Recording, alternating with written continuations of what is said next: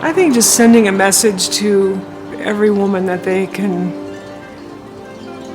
that they do have a voice and they can use their voice. I hope that the monument just inspires young women.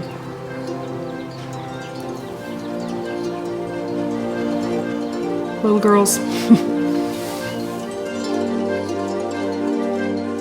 Good morning, everyone. Especially fitting that we consider a suffrage memorial today because yesterday marked the 100th anniversary of this chamber's passage of the 19th Amendment, which granted women the right to vote.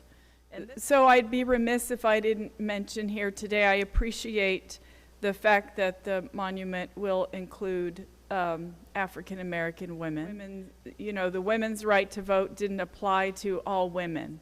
So I feel like this goes a long way in helping us to rectify our history and make sure that we're telling the true history. So I appreciate that very much. And I'm anxious to see the actual monument. I'm honored to be joined at this hearing in support of this bill by Jane DeDecker, a Colorado resident and constituent of mine in Loveland, nationally renowned sculptor and the artist behind this statue. Jane's beautifully crafted design in every word we utter brings to life the women.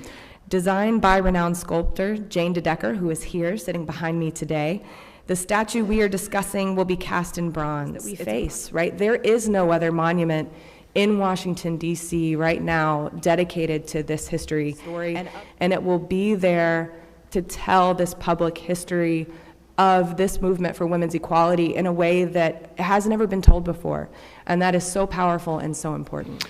It's a bill to be able to help us to bring to light a loved sculptor, Jane DeDecker's work to Washington.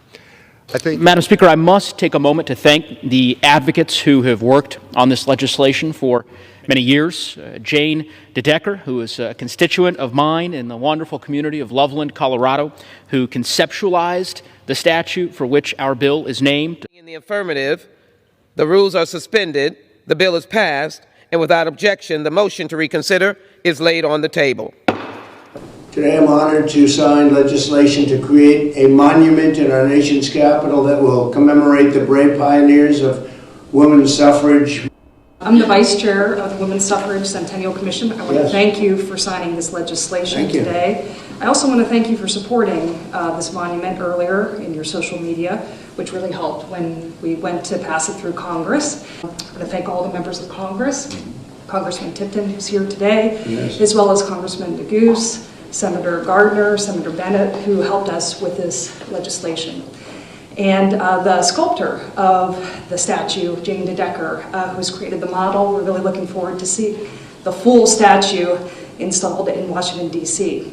As the Speaker knows, my daughter Natalie is just a year and a half old now, and as she grows up, I want her to feel represented, empowered, and assured of the fundamental role that she plays in our society. And when Natalie visits our nation's capital, she will hopefully be able to visit this statue and learn of the great struggle to ensure her equality and be assured that America's sons and daughters stand on equal footing at the doors of opportunity. So in reverence to the brave women who fought for equality in the past, and on behalf of all of those who will follow, I want to thank my fellow members for their consideration and support of this legislation, and I would yield back the balance of my time. Not only the passage of the 19th Amendment and the 70 years that it took, but actually voting rights and their ongoing diligence that we need to take. This sculpture I entitled "Votes for Women, Rights for All." Elizabeth Cady Stanton, an early suffragist, was inspired by the Seneca Indian. Soldier of Truth was there, one of the early voices of the African American woman.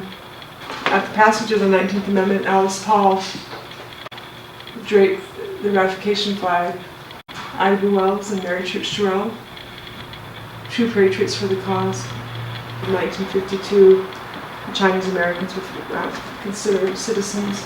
Mabel Lau, Dolores Huerta, and Fannie Lou Hamer. It's not only the story of the passage of the 19th Amendment, but it's sort of how the 19th Amendment was sort of a gateway to all the voting acts to follow, and the advances for not only women, but what women have showed us and showed us the way to advocate for all human rights. It took a lot of women. So many women are our heroes. We need to remember them. We can't stop.